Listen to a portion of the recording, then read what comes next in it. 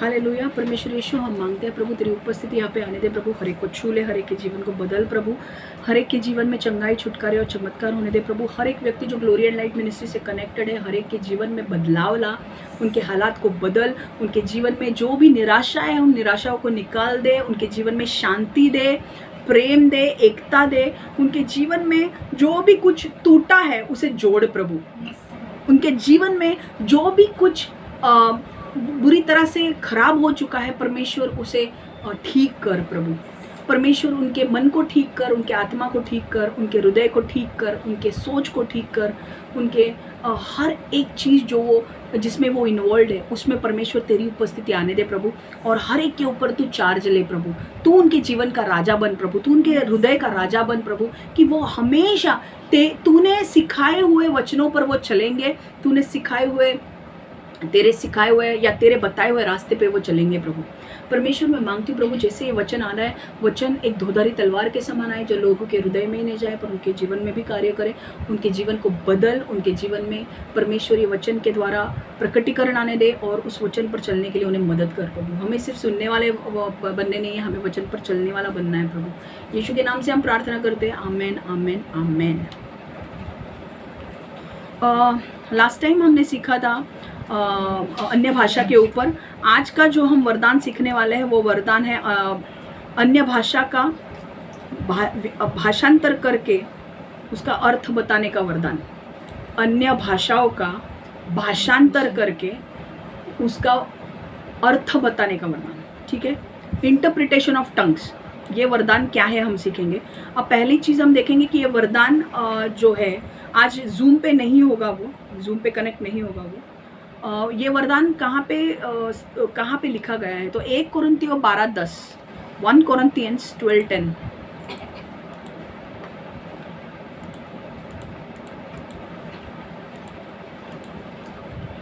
और किसी अन्य व्यक्ति को आश्चर्यपूर्ण शक्ति दी गई है तो किसी दूसरे को, सब लोग एक बार लिख के लो फटाफट और फिर मेरा वचन सुनो प्लीज। मैं पढ़ रही हूँ 1 कोरिन्थियों 12:10।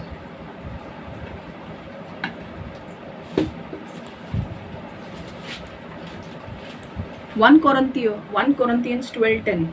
To another miraculous power, to another prophecy, to another distinguishing between spirits, to another speaking in different kinds of tongues, and to still another the interpretation of tongues. 1 कोरिन्थिकरांस 12:10, दुसऱ्या कोणाला अद्भुत कार्य करण्याची शक्ती व दुसऱ्याला भविष्य सांगण्याची शक्ती, तर दुसऱ्याला आत्म्यातील फरक ओळखण्याची, दुसऱ्याला कोणाला वेगवेगळ्या भाषा बोलण्याची, दुसऱ्याला भाषांतर करून अर्थ सांगण्याची शक्ति दिली आहे। हालेलुया। अब मैं हिंदी में पढ़ रही हूँ।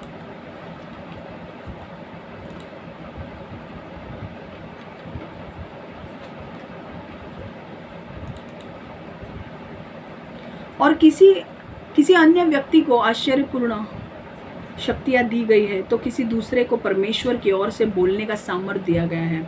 और किसी को मिली है भली बुरी आत्माओं के अंतर को पहचानने की शक्ति।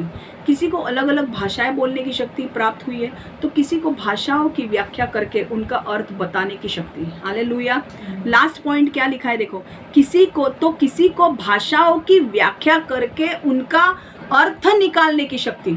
तो कई अब क्या होता है, यहाँ पर ये वचन में लिखा है कि ये वरदान दिया गया है। ये वरदान क्या है, जब कोई अन्य भाषा बोलता है तो अन्य भाषा कभी मैंने 2 प्रकार की अन्य भाषा बोली है। एक तो व्यक्ति अन्य भाषा जब बोलता है तो वो कोई दूसरा भाषा बोल रहा है जिसने उसने सीखा नहीं है पर वो भाषा बोल रहा है और कोई दूसरा व्यक्ति उसे सुन रहा है। कई बार ऐसा होता है कि कोई व्यक्ति अन्य भाषा में बोल रहा है पर सामने वाले व्यक्ति को समझ में नहीं आ रहा है कि वो कौन से भाषा में बोल रहा है। तब उस व्यक्ति, अगर एक कोई दूसरा चर्च में एक व्यक्ति है, सपोजिंग रंजना अन्य भाषा में बोल रही है और अब यहाँ पर एक व्यक्ति है, सपोज मैं हूँ, जिसे मुझे अन्य भाषा का भाषांतर करके उसका अर्थ बताने का वरदान दिया है, तो जो अन्य भाषा रंजना बोल रही है मैं उसका अर्थ बताऊंगी। हालेलुया। ये वरदान ऐसे काम करता है क्योंकि अन्य भाषा जब हम बोलते हैं, मैंने कहा एक तो हम दूसरा लैंग्वेज बोल सकते हैं, जर्मन हो या चाइनीज हो या जो, अदरवाइज हम ऐसा शब्द बोल सकते हैं जो सिर्फ परमेश्वर को पता है। और अगर परमेश्वर को पता है तो परमेश्वर ही वरदान देके परमेश्वर ही उसका अर्थ बताएगा। एग्जैक्टली समझ में आ रहा है। दूसरा, किसी व्यक्ति को वो वरदान देगा और वो बोलेगा कि ये व्यक्ति अन्य भाषा में बोल रहा है, ये किसी को समझ में नहीं आ रहा है, पर इस व्यक्ति को पता है वो वरदान है कि वो अन्य भाषा का क्या ट्रांसलेशन है, अनुवाद, ट्रांसलेशन नहीं, अर्थ बताने का, इंटरप्रिटेशन मतलब अनुवाद करके अर्थ बताने का, जो ये वरदान है वो उसका अर्थ बताएगा। समझ में आ रहा है? तो ये वरदान भी है, समझ में आ रहा है? अगर आपको लगता है सिर्फ अन्य भाषा का वरदान है तो ऐसा नहीं है, ये वरदान भी है। लोगों को ये वरदान 9 वरदानों में से एक वरदान है ये, जो पवित्र आत्मा देता है। अगर आपको ये चाहिए तो आप प्रार्थना करो कि परमेश्वर, क्योंकि बाइबल में लिखा है, हम आगे चल के देखने वाले हैं कि जिनको अन्य भाषा का वरदान है वो प्रार्थना करे कि उन्हें इंटरप्रिटेशन ऑफ टंग्स का भी वरदान मिले। ठीक है, अगर हम सिर्फ अन्य भाषा बोल के छोड़ देते हैं, हमारे पास हमें इंटरप्रिटेशन ऑफ टंग्स का भी वरदान चाहिए, ताकि अगर कोई बोल रहा है तो हम समझ में आ सके और हम उसका अर्थ बता सके। समझ में आ रहा है? दूसरी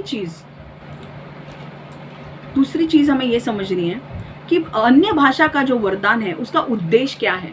क्यों अन्य भाषा का मतलब अन्य भाषा का भाषांतर करके उसका अर्थ बताने का जो वरदान है वो क्यों जरूरी है। देखो, एक तो पहले मैं हिंदी में बोल रही हूँ। अन्य भाषा के वरदान का अर्थ परमेश्वर के संदेश को सीधे किसी अन्य व्यक्ति तक उसकी मूल भाषा में पहुंचाना था। हालेलुया। अन्य भाषा, वापस मैं बोल रही हूँ, सुनो।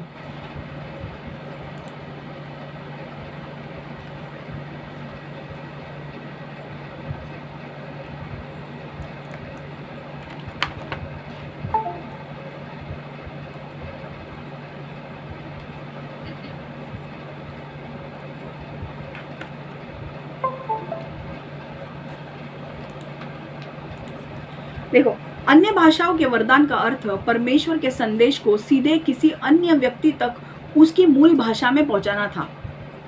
निसंदेह यदि उपस्थित लोग बोली जाने वाली भाषा को नहीं समझ पाते तो अन्य भाषा बेकार थी। अन्य भाषा का वरदान क्या था कि फॉर एग्जाम्पल, अगर मैंने कहा था 2 प्रकार की अन्य भाषा होती है। एक तो जब मैं अन्य भाषा में बात कर रही हूँ तो मैं किसी और लैंग्वेज में बात कर सकती हूँ, मैं चाइनीज़ में बात कर सकती हूँ और वहाँ पे कोई चाइनीज़ व्यक्ति होगा और वो चाइनीज़ व्यक्ति उसके मातृभाषा में मुझे बोलते हुए सुनेगा और उसे सीधे स्पष्ट तरीके से समझ में आएगा कि परमेश्वर उससे क्या बात करना चाहता है। समझ में आ रहा है? मैंने कहा था ये, मैं ताइवान गई थी तो वहाँ पे एक लड़की थी जो मेरे बाजू में थी, मैं अन्य भाषा में बोल रही थी और वो मेरे बाजू में थी और उसने मुझे बोला, क्या तू चाइनीज़ बात कर रही है, क्योंकि मैं तेरे शब्द चाइनीज़ में सुन रही हूँ। तो उसके भाषा में आकर उससे परमेश्वर बात कर रहा था। हालेलुया। समझ में आ रहा है? तो अब क्या हो रहा है कि अगर परमेश्वर कह रहा है कि अगर कोई व्यक्ति, अगर दूसरा मैंने क्या बोला कि अन्य भाषा जब हम बात करते हैं तो ऐसी भाषा आएगी जो सिर्फ परमेश्वर जानता है और कोई नहीं जानता है। तो ऐसे वक्त अगर हमारे आजू बाजू में लोग हैं, अगर हम जो बोल रहे हैं अगर उनको समझ में ही नहीं आ रहा है तो ऐसे में प्रॉब्लम हो सकता है, इसका कोई यूज ही नहीं है कि नहीं। इसीलिए परमेश्वर ने क्या बोला कि मुझे ऐसा नहीं चाहिए, मैं चाहता हूँ कि अन्य भाषा जब अगर लोग बोलेंगे तो वहाँ पर एक ऐसे व्यक्ति चाहिए जिसके पास ये वरदान हो कि अन्य भाषा का भाषांतर करके उसकी व्याख्या या उसका अर्थ बताया जा सके। हालेलुया। तो इसीलिए परमेश्वर ने क्या बोला, क्योंकि देखो जब लैंग्वेज आती है दूसरे व्यक्ति को, सपोजिंग तू फ्रेंच है, ओके, और मैं अन्य भाषा में बात कर रही हूँ और तू फ्रांस से आई है और तू फ्रेंच बोलती है और तू फ्रेंच बोल रही है और मेरे मुंह से फ्रेंच निकल रहा है अब, और फ्रेंच तू है तो तेरे को क्लियर समझ में आ रहा है। समझ में आ रहा है? अगर मेरे मुंह से मराठी निकलता है, मैं ब्रिटिशर हूँ और मेरे मुंह से मराठी निकल रहा है तुझे समजने के लिए, कारण तू मराठीमध्ये कारण तुला मराठी कळतं, तो मेरा मुंह मेरी जबान क्या होगी, मराठी बात करने लगेगी और वो उसे समझेगा। पर एक वक्त ऐसा आता है कि दूसरे प्रकार का अन्य भाषा जहाँ पर किसी को भी भाषा समझ में नहीं आती, वो सिर्फ परमेश्वर को समझ में आती है। तो परमेश्वर ऐसे समय में क्या बोल रहा है कि सिर्फ मुझे समझ में आती है ना, तो मुझे किसी को वो वरदान भी देना चाहिए कि वो वरदान से वो बता सके लोगों को कि एग्जैक्टली वो बोल क्या रहा है। तो अगर सपोजिंग अन्य भाषा सपोजिंग रंजना बोलने लगी और रंजना अन्य भाषा बोलते वक्त किसी को समझ में नहीं आ रहा है क्या बोल रही है और मेरे पास वो वरदान है कि मैं उसे भाषांतर करके उसका अर्थ बताऊं, तो मैं उसका अर्थ बताऊंगी। हालेलुया। तो इसीलिए ये दिया गया है ताकि आखिर में क्या है, मैसेज पहुंचाया जा सके। परमेश्वर जो बोलना चाहता है वो मैसेज पहुंचाया जा सके, that is the purpose of it. समझ में आ रहा है? उसका मकसद ये है कि परमेश्वर नहीं चाहता है कि मकसद खो जाए। मकसद क्या है, अन्य भाषा बोल के तुम बोल तो रहे हो पर सामने वाले को समझ में भी तो आना चाहिए कि भाई क्या बोल रहा है एग्जैक्टली। तो इसीलिए परमेश्वर ने वो वरदान दिया है कि कुछ अभी क्या है ना, लोगों में बहुत कम लोगों के पास ये वरदान है ही नहीं, कोई लोग मांगते भी नहीं है, और जो लोगों के पास है वो तो डिमोनिक है पूरा। तो वो जो वरदान है मांगो, अगर तुम्हारे पास अन्य भाषा का वरदान है, ये वरदान मांगो कि परमेश्वर अन्य भाषा का अर्थ समझने का, अगर मैं अन्य भाषा में बोल भी रहा हूँ तो मुझे अर्थ समझने का वरदान भी दे, ताकि मैं अगर मेरा भी प्रार्थना कर रहा हूँ अन्य भाषा में तो मैं कौन सी प्रार्थना कर रहा हूँ मुझे समझ में आएगा। हालेलुया। क्योंकि जब आप अन्य भाषा में बोलते हो, आप कोई सीधी बातें नहीं बोलते हो, आप गूढ़ बातें बोलते हो। यू स्पीक मिस्ट्रीज, ओके आप रहस्यमय बात करते हो परमेश्वर के साथ। और अगर वो रहस्यमय बातें अगर आपको पता चलनी है तो आपके पास वो वरदान होना जरूरी है। समझ में आ रहा है? ताकि आपको उसका मीनिंग समझ में आए। ठीक है,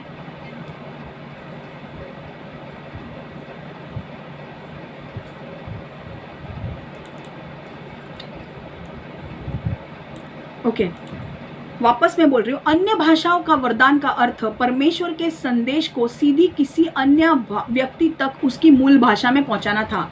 निसंदेह यदि उपस्थित लोग बोली जाने वाली भाषा को नहीं समझ पाते तो अन्य भाषा बेकार थी, बरोबर कि नहीं? और इसी कारण अन्य भाषाएं दुभाषिया या अन्य भाषाएं अनुवादक आवश्यक हो गए। अगर सामने वाले को समझ में ही नहीं आ रहा है तो परमेश्वर बोलेगा अगर मैं अन्य भाषा भी दी है लैंग्वेज, पर मेरा भाषा अगर किसी को समझ में ही नहीं आ रहा है तो फायदा क्या है? तो मुझे किसी को तो वरदान देना चाहिए कि वो वरदान से उस अन्य भाषा को समझ सके। और या अन्य भाषा इसीलिए अन्य भाषा का अनुवादक मतलब समझने वाला चाहिए, आवश्यक हो जाता है। और ये क्यों दिया है? चर्च के उन्नति के लिए। लक्ष्य क्या है, मकसद क्या है ये देने का? चर्च की उन्नति होनी चाहिए। अगर सपोज आपके चर्च में कोई फॉरेनर आता है और आपके चर्च में आपको उसको सिर्फ एक दो लैंग्वेज आती है, अगर सपोज उसको फ्रेंच आती है और सपोजिंग परमेश्वर ने आपको ब्लेस किया अन्य भाषा के वरदान से और अचानक आप फ्रेंच में बोलने लगते हो, तो उस सामने वाले व्यक्ति को समझ में आएगा कि नहीं फ्रेंच में परमेश्वर उससे क्या बात कर रहा है? शायद उसको भविष्यवाणी दे रहा है, उसका जीवन सुधर सकता है ना उसके वजह से। समझ में आ रहा है? और या अगर दूसरी भाषा में भी मैं बात कर रही हूँ और अगर कोई इंटरप्रेटर हो जो इंटरप्रेट कर सकता है, जो भाषाओं का भाषांतर व्याख्या कर सकता है, अनुवाद करके उसका अर्थ बता सकता है, तो पूरे चर्च को उसका फायदा हो सकता है ना, है कि नहीं? सपोजिंग मैं अन्य भाषा में बोल रही हूँ कि एक दूसरे को माफ करो, तो सामने वाला व्यक्ति अगर इंटरप्रेट करके बोल रहा है कि एक दूसरे को माफ करो, तो चर्च में अगर सपोज मंडली में फूट पड़ी है तो चर्च को समझ में आएगा कि परमेश्वर क्या बोल रहा है अन्य भाषा में। अन्य भाषा तो बोला, उसका व्याख्या क्या है, उसका अर्थ क्या है कि परमेश्वर अन्य भाषा में ये बोल रहा है कि एक दूसरे को माफ करो। तो चर्च की जो मंडली है, चर्च की मंडली क्या करेगी? हाँ, उनको समझ में आएगा कि हाँ यहाँ पर एक दूसरे के साथ लड़ाई झगड़े हो रहे हैं तो हमें एक दूसरे को माफ करना है। तो क्या करना पड़ेगा? हमें एक दूसरे को माफ करना पड़ेगा। तो हृदय में क्या होगा? माफ करना है कि नहीं? अगर 4 शब्द मैंने अन्य भाषा में बोले, उसका अर्थ ही आपको समझ में नहीं आता है, तो चर्च को क्या उन्नति मिलने वाली है? चर्च आज लड़ाई झगड़े कर रही है, कल भी लड़ाई झगड़े करेगी। पर आज अगर लड़ाई झगड़े चर्च में हो रहे हैं और परमेश्वर अन्य भाषा ला रहा है और उसका वरदान से इंटरप्रेट करके बता रहा है कि भाई लड़ाई झगड़े मत करो, एक दूसरे को माफ करो, तो चर्च क्या करेगा? फटाफट एक्शन लेगा। जिसके साथ उसके अनबन है वो सुधरने की कोशिश करेगा, क्योंकि लड़ाई झगड़े परमेश्वर की ओर से नहीं है, वो शैतान की ओर से है। तो चर्च को डायरेक्शन देने के लिए, चर्च की उन्नति करने के लिए, चर्च को मजबूती देने के लिए ये सारे वरदान दिए गए हैं और ये सारे वरदान महत्वपूर्ण हैं। चर्च में आज हम कम लोग हैं, आगे चल के लाखों में लोग आएंगे, लाखों में। हर एक व्यक्ति अलग अलग है, हर एक व्यक्ति की सोच अलग अलग है, लड़ाई झगड़े हो सकते हैं, पर हमें क्या मेंटेन करना है? यूनिटी मेंटेन करनी है। हमें क्या मेंटेन करना है? हमें क्या रखना है? हमें एक दूसरे को माफ करने का हृदय रखना है। समझ में आ रहा है? एक दूसरे को माफ करके आगे बढ़ो। मैं ये नहीं बोल रही हूँ कि अगर एक दूसरे को माफ करना है, पर जहां पर उनको करेक्शन लाना है वो करेक्शन लाना है। समझ में आ रहा है? कई बार आपको एक व्यक्ति अगर गलत काम कर रहा है तो उसको हम माफ तो करेंगे, पर अगर वो गलत काम कर रहा है तो उसके गलत कामों को नजरअंदाज नहीं करना है ना, उसके गलत कामों को सुधार लाना है कि बाबा ये तू कर रहा है वो गलत है, ये मत कर, तू ये कर। क्यों? क्योंकि उसके लाइफ में वो बेहतर होगा, है कि नहीं? मैं एज अ पास्टर मेरा काम बनता है कि मेरे कलीसिया के लोग जो मेरे बच्चे हैं अगर वो गलत काम कर रहे हैं तो मैं उनको बताऊं कि बॉस ये तू गलत कर रहा है, क्योंकि अगर मैं उनको नहीं बताऊं तो मैं अकाउंटेबल हूं परमेश्वर के सामने। परमेश्वर मुझे बोलेगा कि क्षमा, तुझे पता था कि वो गलत कर रहा है तो तुझे उसको डांटना चाहिए था, उसको रोकना चाहिए था, तूने उसको अलाउ कैसे किया करने के लिए, है कि नहीं?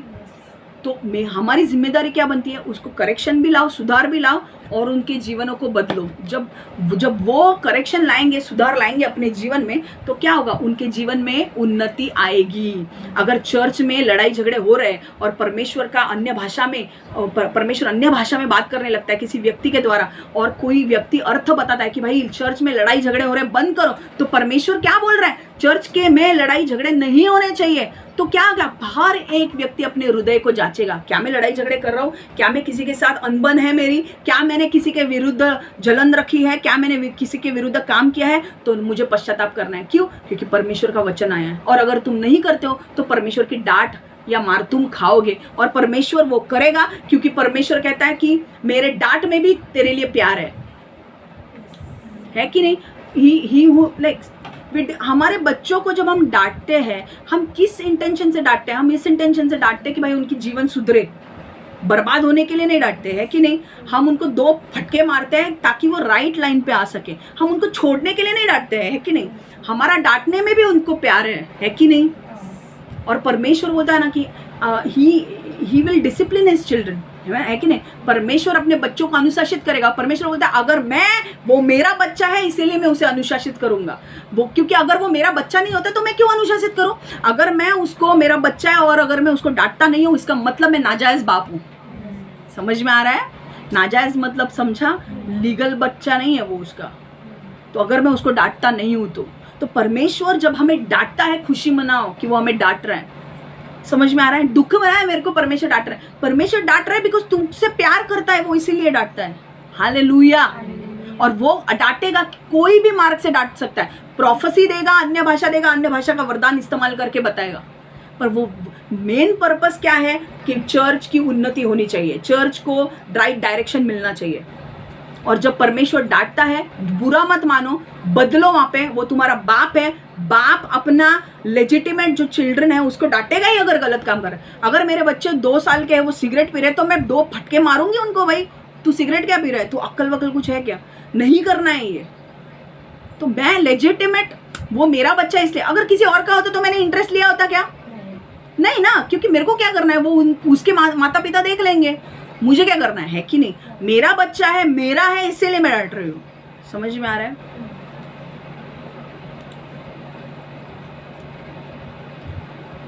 ओके, 1 कोरिन्थियों 14:5 लिख के लो, पहला ये वचन लिख के लो। 1 कोरिन्थियों बाद में घर पे जाके पढ़ना चाहिए। तो 1 कोरिन्थियों 14:5, 1 कोरिन्थीकरांत 14:5, आता तुम्ही सर्वांनी भाषांमध्ये बोलावे अशी माझी इच्छा आहे, परंतु त्याहीपेक्षा जर तुम्हाला संदेश देता आले तर मला अधिक आवडेल।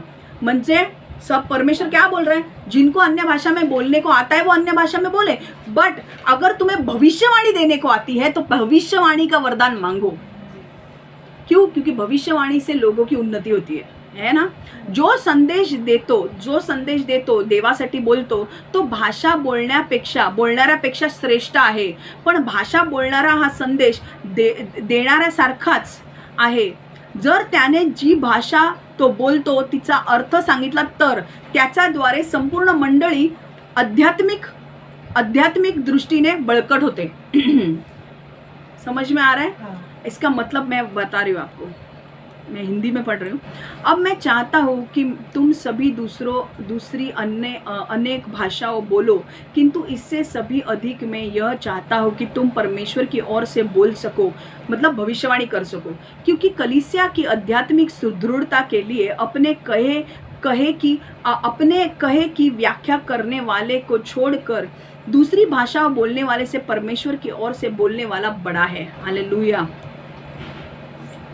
I would like everyone you to speak in tongues, but I would rather have you prophesy. The one who prophesies is greater than one who speaks in tongues, unless someone interprets so that the church may be edified. मतलब पौलुस क्या बोल रहा है Corinthian church को? कोरिन्थिया एक church था, church के लोगों को वो क्या बोल रहा था कि बाबा तुम लोग अन्य भाषा में बात करो, पर अगर अन्य भाषा का बात करके सामने वाले को समझ में नहीं आता है तो फायदा नहीं है। तुम तुम्हारे लिए, तुम्हारी उन्नति के लिए बात कर सकते हो, पर अगर 4 लोगों को तुम्हें ब्लेसिंग्स देना है चर्च में तो तुम भविष्यवाणी करो। समझ में आ रहा है? मेरी एक भविष्यवाणी, अगर मैं अन्य भाषा में यहाँ पे बात करूँ तो तुमको कुछ समझेगा क्या? पर अगर मैं भविष्यवाणी करूँ कि रंजना आने वाले दिनों में तेरे को घर मिलने वाला है, तो तुझे फर्क पड़ेगा कि नहीं? तेरे मनोबल बढ़ेगा कि नहीं? तेरा मॉरल हाई होगा कि नहीं? समझ में आ रहा है? तो ये होगा। समझ में आ रहा है? एंड अब परमेश्वर क्या बोल रहा है कि पौलुस बोल रहा है कि ठीक है तुम्हें अन्य भाषा बोलनी है तो बोलो, बट अगर कोई चर्च में उसका अनुवाद करके अर्थ बताने वाला हो, ऐसा कोई व्यक्ति हो जिसके पास ये वरदान है कि वो चर्च में अन्य भाषा का अनुवाद करके उसका अर्थ बताने वाला हो, तो फिर तुम अन्य भाषा बोलो। समझ में आ रहा है? अगर चर्च में यहाँ पे कोई अनुवाद करने वाला नहीं है और मैं अन्य भाषा में बोलती हूँ, तुमको कुछ समझेगा? 15 मिनट मैंने अन्य भाषा में बोला, तुमको लगेगा वेस्ट ऑफ टाइम है, पर मेरे लिए उन्नति है वो, क्योंकि मैं परमेश्वर से बात करूँ, पर तुम्हारे लिए वेस्ट ऑफ टाइम है। पर मैं भविष्यवाणी करूँ तो अच्छा लगेगा तुम्हें कि कविता तेरे जीवन में भी बदलाव आने वाला है, आने वाले दिनों में बहुत बड़ा बदलाव आने वाला है। आमेन। तो ये क्या हो रहा है? उसका मॉरल हाई हो रहा है, और मैं उसको मस्का मारने के लिए नहीं बोल रही, इट्स अ रियलिटी जो सच में होने वाला है। तुझ्या कंपनीतल्या सगळ्या मुली आपल्या चर्चमध्ये येणार आहेत जे तुझ्यावर हसतायत ना, एक वेळ तुलाच उंच उचलणार आहेत त्या। आज तुला हसतायत पण त्यांना माहिती तू काय असते, आणि ते तुला उंच उचलणार आहे कारण तू त्यांच्या अगोदर देवावर विश्वास ठेवलास, आणि तुझ्याद्वारे ते सगळे येणार आहेत चर्चला, म्हणून देवाने तुला तिथे अजून ठेवलंय, आणि तुझे सर पण येणार आहेत। आता ये क्या मैंने दिया? ये मैंने भविष्यवाणी दिया। अब उसको समझ में आ रहा है, अरे ये क्या हो रहा है? अब जब भविष्यवाणी पूरी होगी तो उसको समझ में आएगी उसके फ्रेंड्स भी आ रहे हैं अब, और वो अपने फ्रेंड्स को लेकर आएगी चर्च में। समझ में आ रहा है?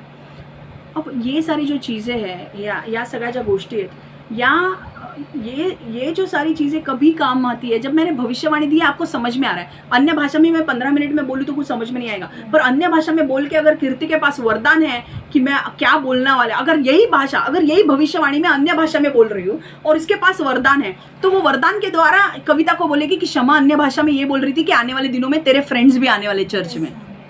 समझ में आ रहा है? अन्य भाषेचा अर्थ ओळखून ती सांगेल तुला, तुझे फ्रेंड्स येणार आहेत, तुझे सर पण येणार आहेत, प्रत्येक मुलीचा उद्धार होणार आहे, आणि ज्या मुलीने तुझी निंदा केली आहे तीच लोक तुला उंच उचलणार आहेत। लिहून घे हे शब्द। कीर्तीला पण त्याच मुली उंच उचलणार आहे, आणि कितीतरी लोक तुझी आणि कीर्तीची माफी मागणार आहेत, आणि तुमचे सरही तुमची माफी मागणार आहेत। ही गोष्ट लिहून घ्या, कळलं? आणि पगारवाढही होणार आहे। थांबा जरा, पगारवाढ होणार आहे, पगार कुठेही जाणार नाही आहे। हे महिना झाला, हा महिना झाला म्हणून पगार नाही, पगारवाढ होणार आहे, कळलं?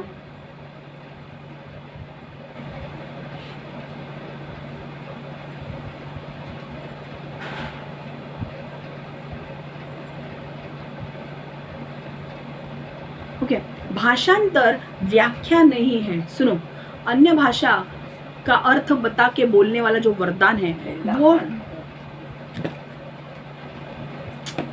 अन्य भाषा बोल के उसका अर्थ बताने का जो वरदान है, इधर देखो यार, मी खरंच खूप ट्राय करते हैं, इतकं इजी नहीं है माझ्या टीम। भाषांतर व्याख्या नहीं है, इंटरप्रिटेशन इज नॉट ट्रांसलेशन। व्याख्या अनुवाद नहीं है। सी, अन्य भाषा जब मैं बोलती हूँ तो कई बार ऐसा हो सकता है कि जब आप अन्य भाषा बोली जाती है तो उसका जो अनुवाद करके उसका अर्थ बताने की क्रिया छोटी हो सकती है। तू काय म्हटलंस? ट्रान्सलेशन म्हणजे वर्ड टू वर्ड ट्रान्सलेट होतं, तसं नाही होत। ट्रान्सलेट नहीं, त्याचा अर्थ सांगण्याचा आहे। मतलब अगर मैं अन्य भाषा बोल रही हूँ 15 मिनट, तो उसका जो व्यक्ति, सामने वाला व्यक्ति है, अगर उसके पास वरदान है उसका अर्थ बताने का, तो वो अर्थ 2 मिनट में भी बता सकता है। मैंने 20 मिनट बात किया, पर उस 20 मिनट में उसका जो मेन मॉरल है जो वो 2 मिनट में बता सकता है कि भाई ये नहीं है, ये है। समझ में आ रहा है? तो ट्रांसलेट नहीं होता 20 मिनट ये बोला तो ये ट्रांसलेट नहीं। ऐसा हो सकता है कि मैंने अन्य भाषा 2 मिनट ही बात की है, पर उसका अर्थ बताने का जो अर्थ जो बताएगा सामने वाला जो व्यक्ति जिसके पास वो वरदान है, वो 20 मिनट ले सकता है उसका अर्थ बताने के लिए। समझ में आ रहा है? राशोथोखोनिया ताराबा हसे खे थेरे ने में, ये क्या है? अन्य भाषा है। अब इस अन्य भाषा का वरदान को जो अगर किसी को ट्रांसलेट करके बताना है, अगर किसी के पास वरदान है तो वो इसका मीनिंग बताएगा, उसके लिए वो 20 मिनट भी ले सकता है। समझ में आ रहा है? अलग तो ट्रांसलेशन नहीं है कंप्लीट वर्ड टू वर्ड, अनुवाद करके उसका अर्थ बताना है। समझ में आ रहा है? हाँ, तो ये बात हमेशा ध्यान में रखना। कई बार ऐसा हो सकता है कि आगे चल के मेरे पास अगर वरदान आया, वो जो आएगा ही अन्य भाषा का वरदान, अन्य भाषा को भाषांतर करके उसका अर्थ बताने का वरदान, और अगर कोई अन्य भाषा में बात कर रहा है और मुझे अन्य भाषा में बात कर रहा है और आपको समझ में नहीं आ रहा है पर मुझे समझ में आ रहा है क्योंकि वो वरदान है, और मैं उस वरदान को बोल रही हूँ अब, तो मैं अगर उसने 10 मिनट बात की, मैं 1 मिनट में उसका अर्थ समझाऊंगी। या फिर अगर उसने 5 मिनट बोला है तो मैं 15 मिनट ले सकती हूँ उसका अर्थ बताने के लिए। हालेलुया! समझ में आ रहा है? तो भाषांतर व्याख्या नहीं है, इंटरप्रिटेशन इज नॉट ट्रांसलेशन।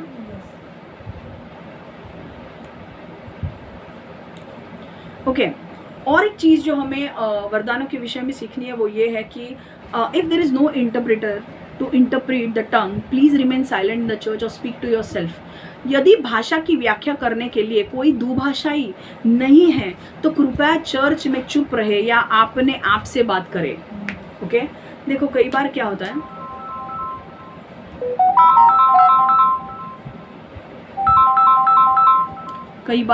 देखो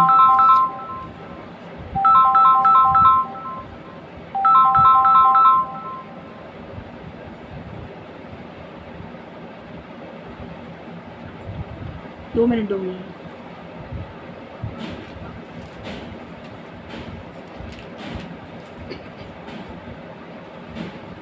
ओके, सी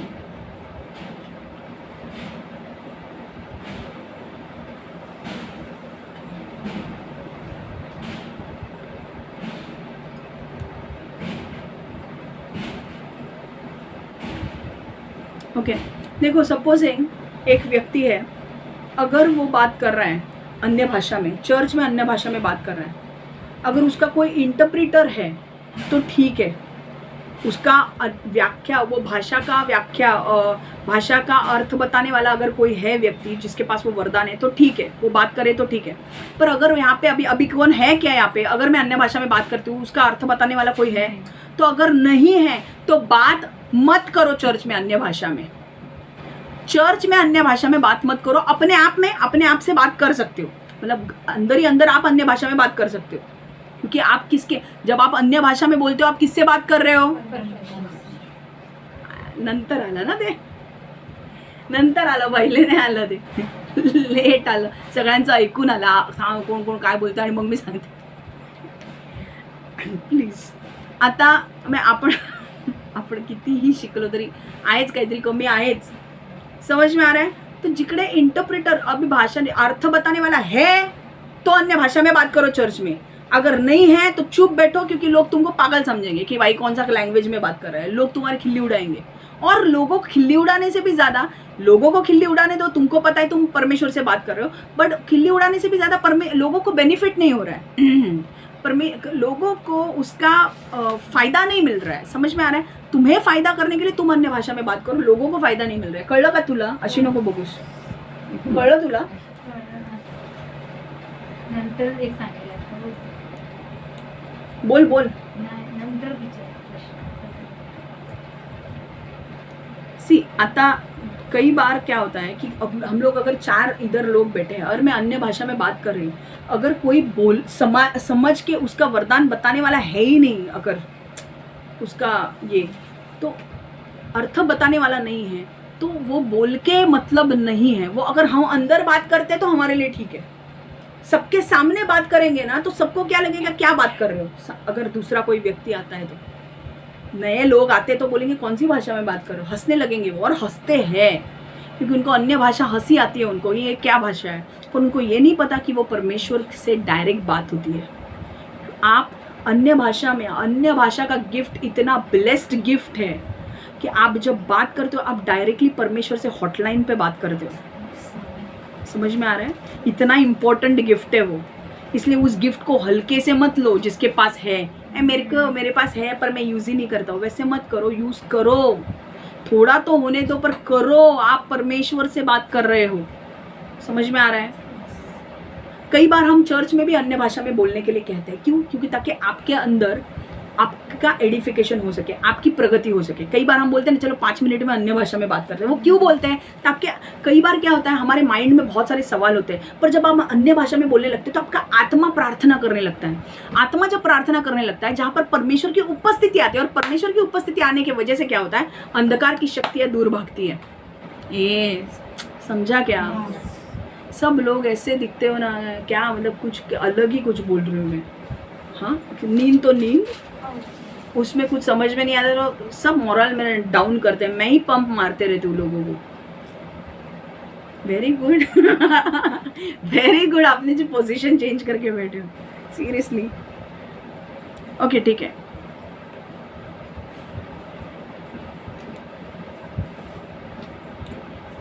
ओके, अभी देखो। Okay, if you have the gift of tongues, pray for the gift of interpretation. मैंने कहा था ना, अगर आपके पास अन्य भाषा का वरदान है तो आपको प्रार्थना करनी है कि आपको अन्य भाषाओं का वरदान की व्याख्या भी बताने का वरदान चाहिए। इसके लिए प्रार्थना करनी है।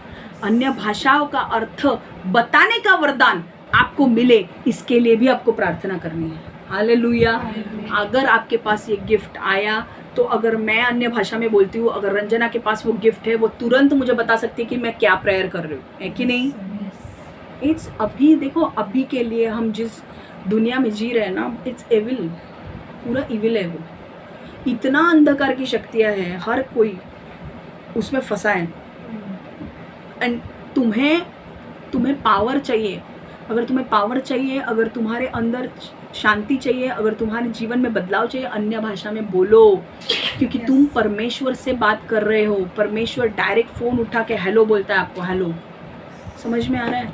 कोई डिस्कनेक्शन नहीं होता है। क्योंकि कई बार क्या होता है, देखो आप जब प्रार्थना करने बैठते हो ना, नॉर्मल प्रार्थना करते हुए तो आपको नींद आएगी, है कि नहीं? आपको नींद आएगी, ये आएगा वो आएगा, आपको बेल बजाएगा, कोई व्हाट्सएप पे ही हाय डालेगा, कोई ये करेगा, कोई वो करेगा, सब होगा आपका।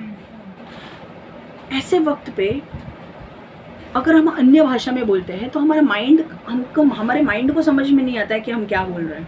हम बाईपास करते हैं माइंड को, कि माइंड को समझ में नहीं आ रहा है, पर हमारा आत्मा बात करने लगता है। और जब हमारा आत्मा, पवित्र आत्मा हमारा इस्तेमाल करता है अन्य भाषा बोलने के लिए, जब हम आत्मा में बात करते हैं तो परमेश्वर वहाँ पर उसकी उपस्थिति लाता है। कई बार क्या होना, हम डोज ऑफ हो जाते हैं। लाइक अन्य भाषा अगर हम आते हैं, परमेश्वर मेरे लिए ये कर, मेरे लिए वो कर, और आधी नींद में जाते हैं। आधी बार कोई ये बोलता है दूध गर्म करना है, कोई बोलता है भाजी का क्या है, मतलब ये कुछ काम धंधे ही नहीं है उनको, प्रेयर का क्या मतलब ही नहीं है, आके डिस्टर्ब करना होता है। वो कौन करता है? डेविल करता है, ठीक है। और फिर फ़ोन ही बजेगा, फिर इम्पोर्टेंट ही कॉल आएगा, उसी वक्त चालू हो जाएगा। सो दीज आर ऑल, ये क्या है, वो सारे तरीके हैं आपको प्रार्थना करने से रोकने के लिए। पर जब आप अन्य भाषा में बात करते हो, आप आत्मा में बाईपास करते हो। लोगों को, स्पिरिट्स को समझ में आता है आप कौन सी भाषा बोल रहे हो। जब आप प्रार्थना करते हो तो आप जो भाषा बोलते हो उनको समझ में आता है, इसीलिए वो आपसे, आपकी प्रार्थना ऊपर तक ना जाए, और उसे रोकने के लिए वो आपको नींद देंगे, आपके लिए आपको कॉल देंगे, आपको जितना डिस्टर्बेंस दे सकते हैं। उसी वक्त कोई बच्चा ही आ जाएगा, कोई बाहर का बच्चा कभी आता नहीं है, वो बच्चा आ जाएगा आपके पास, कोई पूछने के लिए आ जाएगा ये आपके पास है क्या। मतलब कुछ काम धंधे नहीं है उनको। क्यों? क्योंकि उनको पता है कि ये प्रेयर करेगी, ऊपर प्रेयर पहुंचेगी, चेंज होगा, इसीलिए उनको डिस्टर्ब करो। पर जब आप अन्य भाषा में बोलते हो, आप आत्मा से प्रार्थना कर रहे हो, उनको समझ में नहीं आता, डीमंस को समझ में नहीं आता कि आप कौन सी भाषा में बात कर रहे हो, आप क्या बोल रहे हो उनको समझ में नहीं आता। अन्य भाषा समझ में आ रहा है क्या? और जब उनको समझ में नहीं आता है तो दे आर लाइक फ्रस्ट्रेटेड कि यार ये क्या प्रेयर कर रही है, ये क्या प्रेयर कर रही है।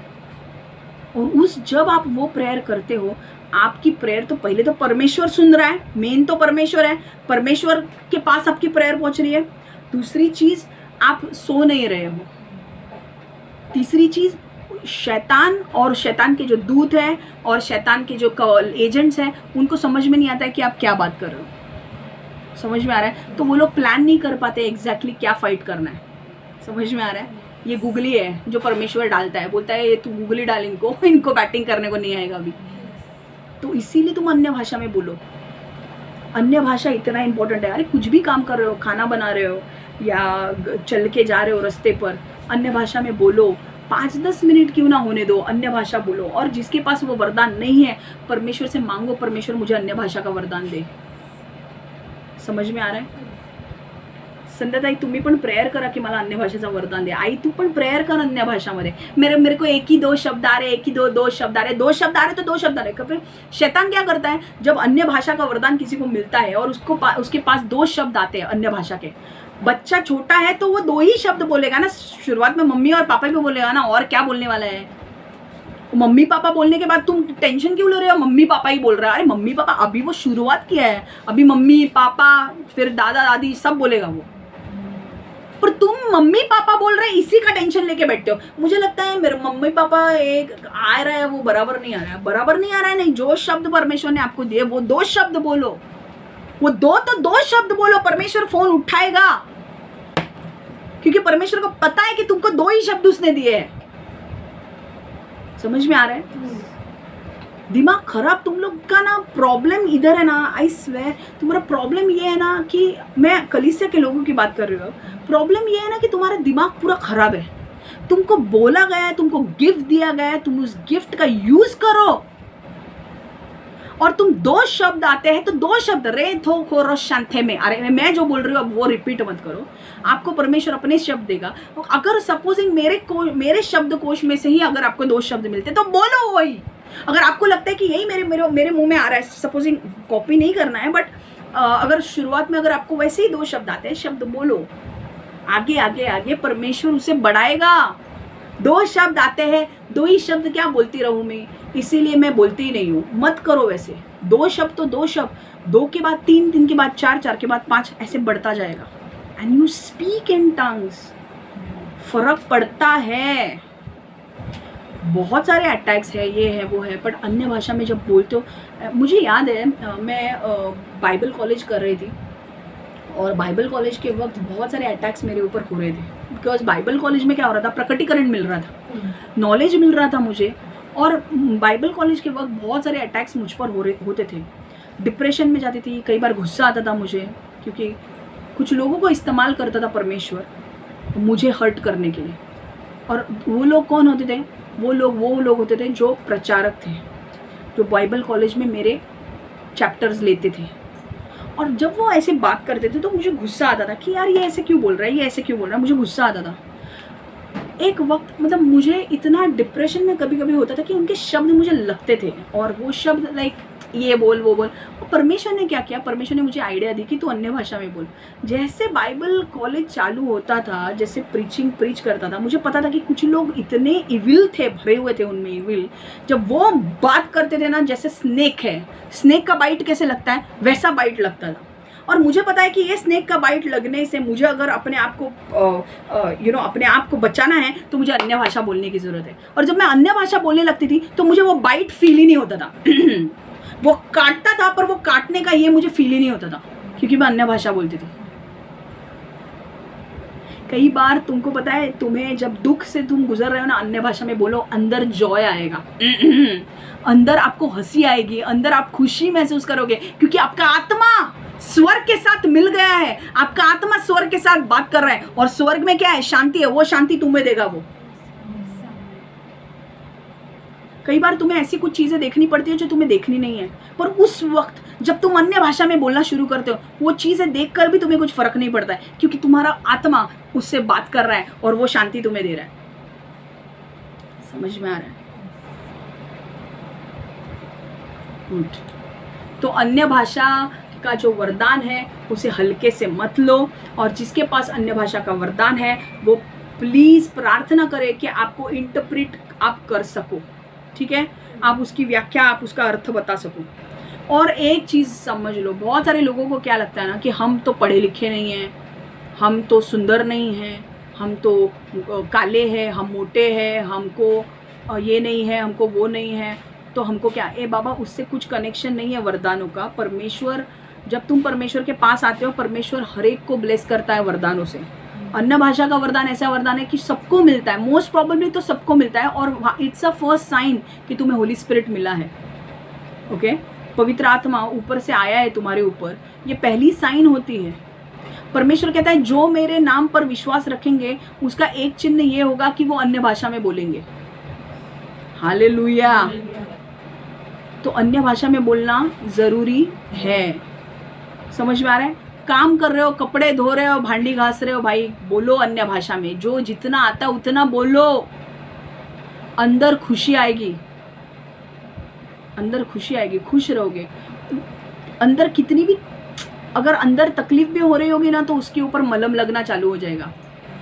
ये हमारे वेपन्स है जो परमेश्वर ने हमें दिए। शैतान के पास बहुत सारे गन्स है बाबा मारने के लिए तुम्हें, और तुम्हें अपना बचाव करने के लिए परमेश्वर ने ये दिया है, तो उसका इस्तेमाल करो।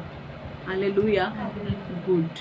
अब इसका हम एक वचन पढ़ेंगे एंड देन हम खत्म कर रहे हैं। 1 कोरिन्थियों 14:3, 1 कोरिन्थियों 14:3, but the one who prophesies speaks to people for their strengthening, encouraging and comforting.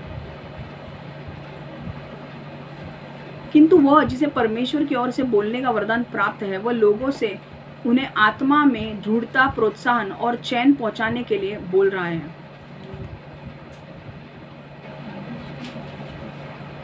परंतु जो संदेश देता है तो लोकांची बोध, उन्नती आणि उपदेश याविषयी बोलतो। हालेलुया।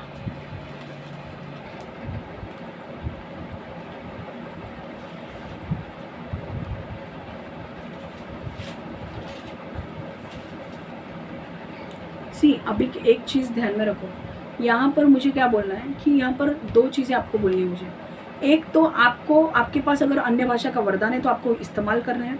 दूसरी, आपको प्रार्थना करने की आत्मा, आपको अन्य भाषा का वरदान का व्याख्या, अर्थ बताने का वरदान आपके पास होना चाहिए। अगर वो है नहीं तो आप प्रार्थना करो कि आपको भविष्यवाणी का वरदान मिले।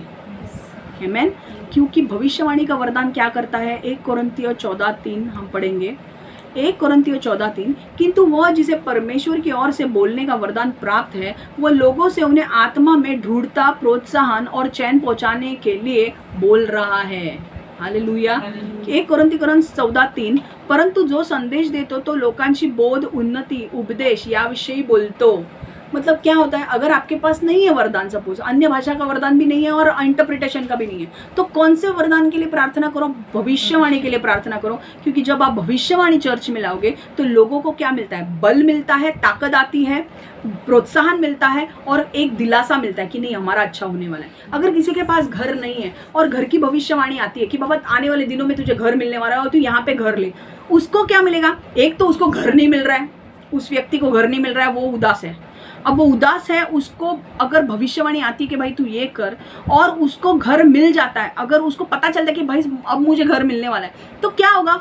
वो इतने दिनों से घर देख रहा है या देख रही है, उसको घर नहीं मिल रहा है और वो निराश है। पर जब मैं भविष्यवाणी लाती हूँ कि आने वाले दिनों में तू ये घर ले और ये यहाँ तेरा घर यहाँ पे है, तो वो क्या होगा? उसके अंदर क्या होगा? उसे बल मिलेगा कि यस, मुझे भविष्यवाणी मिली है, मतलब परमेश्वर की ओर से कुछ आया है तो अब होने वाला है। ठीक है, उसे एनकरेजमेंट मिलेगा। हम निराश होते हैं कि नहीं? हम निराश होते हैं कि नहीं? हमें घर नहीं मिल रहा है, हमें रेंट इतना पे करना पड़ रहा है, तो निराश होते हैं हम। तो क्या होता है फिर? एनकरेजमेंट कहाँ मिलता है? अभी एनकरेजमेंट कहाँ मिलेगा कि मेरा घर होने वाला है। बल कहाँ मिलेगा? मेरा घर होने वाला है। मतलब भविष्यवाणी आई, परमेश्वर की ओर से आई, तो ये पूरा होने वाला है कि नहीं? शैतान की ओर से हम गारंटी नहीं दे सकते, बट परमेश्वर की ओर से जो भी वो बोलता है वो पूरा होता है कि नहीं? एंड तीसरा क्या? दिलासा मिलेगा कि आने वाले दिनों में मैं अपना घर देखने वाली हूँ। हालेलुया। तो समझ में आ रहा है इंटरप्रिटेशन ऑफ टंग्स का महत्व क्या है, कितना इंपॉर्टेंट है। कई बार ऐसा हो सकता है कि आपके प्राइवेट लाइफ में भी जब आप अन्य भाषा में वरदान, अन्य भाषा का वरदान बोल रहे हो, अन्य भाषा में बात कर रहे हो, अगर आप मांगो परमेश्वर से कि मुझे भाषा का व्याख्या, भाषा का अर्थ बताने का भी वरदान मिले, ताकि जब अन्य भाषा में आप बात करें तो आपको परमेश्वर उसका अर्थ बताए। समझ में आ रहा है? अगर मैं अन्य भाषा में 15-20 मिनट बोल रही हूँ पर मुझे पता ही नहीं है कि मैं क्या बोल रही हूँ, मेरी उन्नति तो हो रही है कि मैं परमेश्वर के साथ हूँ, पर अगर मुझे उसका अर्थ समझ में आएगा तो और भी मजा आएगा। तो अगर अर्थ समझ में आएगा तो इंग्लिश में, मराठी में मुझे परमेश्वर अर्थ बताएगा कि ये इसका अर्थ ये है कि तू ये बात कर रही है। हालेलुया। हालेलुया। तो समझ में आ रहा है? It's important. ओके। और एक चीज़ जो मुझे बोलनी है कि अगर एक व्यक्ति अन्य भाषा में बात कर रहा है चर्च में, अगर एक व्यक्ति, अभी मैंने वचन वो गलती से आई थिंक डाला नहीं है पर मुझे याद आ रहा है, वो मैं आपको बता रही हूँ। सपोज चर्च में 3-4 व्यक्ति अन्य भाषा में बोल रहे हैं, तो पहला व्यक्ति अन्य भाषा में बोलेगा, पहला व्यक्ति स्टॉप होने के बाद दूसरा बोलेगा, दूसरा स्टॉप होने के बाद तीसरा बोलेगा। ओके। और फिर जो उसका इंटरप्रेट करके, मतलब उन तीनों का अर्थ बताने वाला व्यक्ति जो होगा, जिसके पास वो वरदान है, वो फिर एक एक का इंटरप्रेट करके अर्थ बताए। क्यों? क्योंकि चर्च में परमेश्वर कहता है everything should be done in a decent way, in an order. समझ में आ रहा है? तो हर एक चीज जो चर्च में होती है वो ऑर्डर से होनी चाहिए, कैसे भी नहीं है ये करो वो करो। No, it should be like order, कि ये इसके बाद ये, इसके बाद ये, इसके बाद ये, इन अ डिसेंट वे। समझ में आ रहा है? तो मेरा वचन यहीं पे समाप्त हो रहा है। ठीक है, हम प्रार्थना करते हैं। परमेश्वर यीशु, हम हर एक के लिए मांगते हैं प्रभु, जो भी हमने वचन सुना है हर एक को इस प्रकटीकरण से मजबूती दे प्रभु, हर एक को अन्य भाषा का वरदान से ब्लेस कर प्रभु, हर एक को परमेश्वर में प्रार्थना करती हूँ कि अन्य भाषा का अर्थ बताने का भी वरदान तू उन्हें दे प्रभु। मैं प्रार्थना करती हूँ कि परमेश्वर हमें भविष्यवाणी का भी वरदान तू दे प्रभु, ताकि हम चर्च में उन्नति ला सके प्रभु और हमारी उन्नति हो सके प्रभु। परमेश्वर आज जो भी हमने सीखा है प्रभु, उस वचन को हमारे अंदर लेने के लिए मदद कर प्रभु, उस पर हमें चलने के लिए मदद कर प्रभु, और अगर हमने कोई भी गलती की हमें क्षमा कर प्रभु। यीशु के नाम से हम प्रार्थना करते हैं। Amen, amen, amen. God bless you all. Take care.